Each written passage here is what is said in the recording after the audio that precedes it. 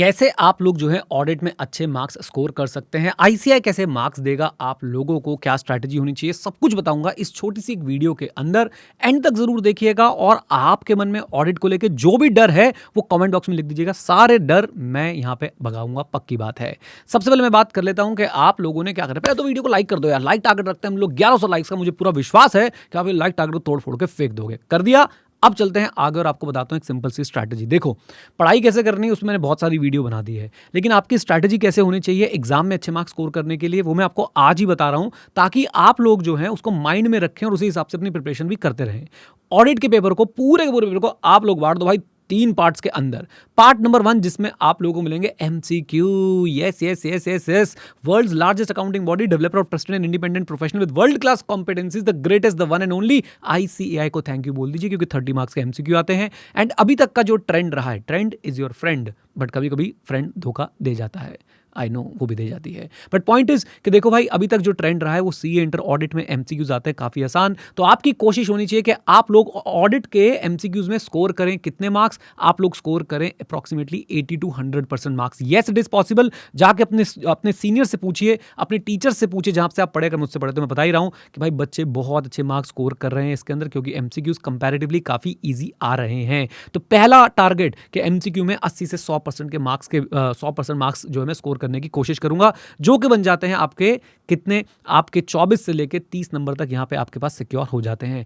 अब मैं चलता हूं ऑडिट के पेपर के पार्ट नंबर 2 पे, लेकिन उससे पहले आप लोगों को एक बात बताऊं, कुछ प्रमोट नहीं कर रहा हूं, एक अच्छी चीज बता रहा हूं। अब एमसीक्यूज आपने प्रैक्टिस करने हैं, आपके लिए पूरा का पूरा एमसीक्यू का भंडार, पूरा का पूरा एमसीक्यू का भंडार। आज तक इस दुनिया में जितने भी एमसीक्यूज बने ऑडिट पे, आईसीएआई ने बनाए, हमने बनाए, वो सब हम लोगों ने आपके लिए फ्री ऑफ कॉस्ट रख दिए हैं। उसके लिए आप लोगों को क्यूआर कोड दिखेगा, उसे स्कैन कर लीजिए और अपने आप को रजिस्टर कर लीजिए। उस कोर्स के अंदर कंप्लीटली फ्री है। अच्छा जी, नाउ सेकंड चीज आप लोगों ने क्या रखनी है? सेकंड चीज आपने रखना है कि भाई डिस्क्रिप्टिव पार्ट को आप 2 पार्ट्स में डिवाइड कर देंगे, 50-50 कर लीजिए।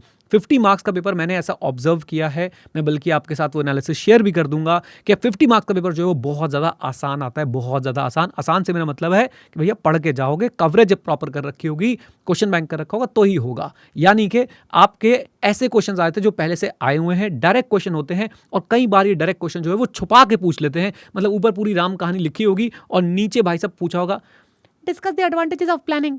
तो वो आपको पहचानना आना चाहिए। अब अगर आप भाई ऊपर वाली राम कहानी पढ़ के जो है कंफ्यूज हो गए तो आप दिक्कत में आ जाओगे, राइट? तो इट्स बेटर कि आप लोग क्वेश्चन बैंक को गो थ्रू करें, आप अच्छे से कवरेज करके जाए। मैंने पहले ही बताया कि भाई कवरेज नहीं करोगे तो दिक्कत में आ जाओगे, राइट? तो इसलिए आप लोगों का सेकंड टारगेट होना चाहिए डिस्क्रिप्टिव पार्ट, वो वाला जो बहुत डायरेक्ट क्वेश्चन जिसमें पूछे हुए हैं, एंड उसमें आप लोगों को स्कोर करने की कोशिश करनी है 60 से 80% के बीच में। यस, 60 to 80% के बीच में आपने स्कोर करने की कोशिश करनी है। मान लीजिए 35 मार्क्स का वो पेपर है, तो आप उसमें 21 से 28 नंबर स्कोर करने की पूरी जो है वो कोशिश करेंगे। आई होप यहां तक बात क्लियर है। दूसरा पार्ट अब यहां पे होता है समाप्त। अब यहां पे आप लोगों को एक बात बता देता हूं, अगर आप लोग सिर्फ ग्रुप 2 की तैयारी कर रहे हैं और 5 दिन के अंदर ऑडिट प्रिपेयर करना चाहते हैं तो mocktestpapers.com पे जाइए। वहां पे 5 डे ऑडिट चैलेंज है, उसके अंदर अपने आप को एनरोल कीजिए। 5 आपके टेस्ट होंगे, प्रॉपर सिलेबस आप लोगों का डिसाइडेड है, सिलेबस क्या है, कब क्या टेस्ट होना है, उसकी सारी डिटेल्स आप लोगों को कमेंट बॉक्स में मिल जाएगी, राइट? और वहां पे जाके 5 दिन के अंदर सोचिए, अगर आपने 5 दिन जोर लगा के 80-90% भी ऑडिट कंप्लीट कर दिया, जीत रहे हो भाई तुम अपनी जिंदगी में, पक्की बात है। अच्छा, उसके बाद अब आ जाते हैं तीसरे पार्ट पे। तो हमारा तीसरा पार्ट होगा डिस्क्रिप्टिव पार्ट 3। अब डिस्क्रिप्टिव पार्ट 3 क्या है? ये भाई सब टफ क्वेश्चन, ये ऐसे क्वेश्चन है जो भाई आईसीआई भी ना कहीं कहीं से ढूंढ के लाया और तुम्हारे मुंह पे फेंक के मारे, ले पास होके दिखा। चिंता मत करो, इसका भी जुगाड़ बनाएंगे।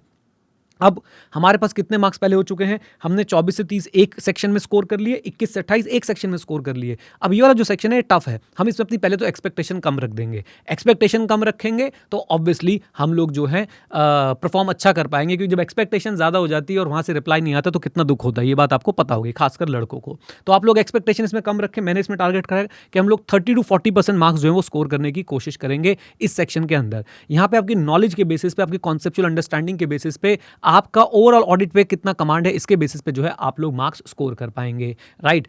हार नहीं माननी है, बिल्कुल इसको खाली नहीं छोड़ के आना है किसी भी आंसर को, बिकॉज मुझे लगता है कि एक blank answer space is a note जहां पे आप लिख के आगे भाई फेल कर दे मुझे, राइट? तो प्लीज वो ब्लैंक नहीं छोड़ के आना है, अपनी नॉलेज के बेसिस पे, अपने एक्सपीरियंस के बेसिस पे, ओवरऑल अंडरस्टैंडिंग के बेसिस पे आपने इन आंसर्स को करना है। और मैंने यहाँ पे ध्यान से देखिए, मैं भाई थोड़ा सा कंजर्वेटिव व्यक्ति हूँ, मैंने यहाँ पे माना है कि 50% पेपर ऐसा आएगा डिस्क्रिप्टिव वाला, जबकि ऐसा होता नहीं है। आपका जनरली स्पीकिंग जो 70 मार्क्स हैं उसमें से लगभग लगभग 50 नंबर का पेपर काफी ईजी और मॉडरेट लेवल तक रहता है, और सिर्फ 20 नंबर का पेपर रहता है जो ऐसा टफ रहता है, वो भी उनके लिए जो भाई थोड़े से नालायक हैं, राइट? अदरवाइज अच्छे से पढ़ के जा रहे हो तो भाई 10 नंबर का पेपर ही ऐसा आता है। बट मैंने फिर भी माना है कि 35 नंबर का पेपर ऐसा आ जाएगा। तो आप लोगों ने क्या करना है कि भाई ऐसे पेपर को अपनी नॉलेज के बेसिस पे, अपने ओवरऑल अंडरस्टैंडिंग के बेसिस पे करके आना है, राइट? और अगर आप ऐसा कर लेते हैं और इसमें आप स्कोर कर लेते हैं 30 to 40 मार्क्स भी, 30 to 40% भी, तो आपका 10.5 से लगभग 14 मार्क्स इसके अंदर स्कोर हो जाते हैं। तो मिनिमम साइड पे आप ऑडिट के पेपर में 55-60 के आसपास स्कोर करेंगे, मैक्सिमम साइड पे आप लोग 72 के आसपास स्कोर करेंगे।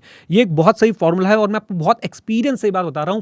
हजारों हजारों, शायद लाखों भी हो गए हो, लाखों लाखों ऑडिट के बच्चे पढ़ाने के बाद जो है मैं आप लोगों को बात बता पा रहा हूं कि इसके बीच में 55 से 72 एक बहुत ही स्वीट स्पॉट है। आप अगर इस बार का भी रिजल्ट देखें तो ऑडिट में अपने अपने सीनियर से बात करें, अपने दोस्तों से बात करें, सबके मार्क्स ने ऐसे आए हुए हैं 55-60, 55-60, 55-60 ऐसे मार्क्स आए हुए हैं। 80s में इस बार बहुत कम गए। पिछली बार अगर आप देखेंगे तो 90s में बहुत सारे मार्क्स आए हुए थे। थोड़ी लीनियंसी थी चेकिंग के अंदर, आपने देखा था हमारा रिजल्ट भी बहुत ही बढ़िया रहा था। फर्स्ट टाइम ऐसा हुआ था कि भाई एक ही इंस्टीट्यूट से 12-12, 13-13 लोग ऑडिट के अंदर 90+ मार्क्स लेके आ रहे थे, right? Now listen to me very carefully, जो मैं बोल रहा हूं कि आपने अगर ये एक स्ट्रैटेजी भी माइंड में रखी और इसी हिसाब से प्रिपरेशन करेंगे, इसी हिसाब से अपने एफर्ट्स देंगे कि भाई एमसीक्यूज तो एकदम चीर दूंगा, फाड़ दूंगा, एमसीक्यू में बहुत अच्छा स्कोर करना है, डिस्क्रिप्टिव डायरेक्ट वाले एकदम चीर दूंगा, फाड़ दूंगा, और डिस्क्रिप्टिव टफ वाले कोई बात नहीं भाई, थोड़ा सा शांत बैठ जाएंगे, लेकिन उसमें भी हार नहीं मानेंगे। उम्मीद करता हूं ये वीडियो आपको हेल्प करेगी। आपको और भी कोई दिक्कत आ रही है ऑडिट की प्रिपरेशन से रिलेटेड, मुझे नीचे कमेंट बॉक्स में कमेंट करके जरूर बताएं।